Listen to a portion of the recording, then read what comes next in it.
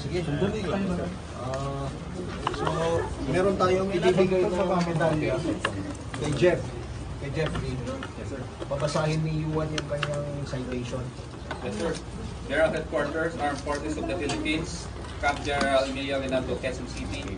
General Orders number 1885 dated 18 June 2024.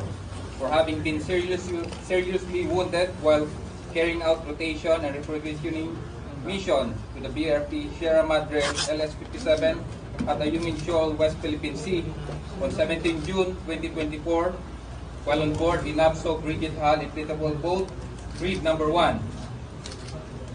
The wounded personnel medal is hereby awarded to Seaman First Class Underwater Operator Jeffrey S. Pacundo, 914511, Philippine Navy, by command of General Browner Jr., Officials Captain Sean M. Garland, Lieutenant General, Philippine Navy Marines, the Deputy Chief of Staff.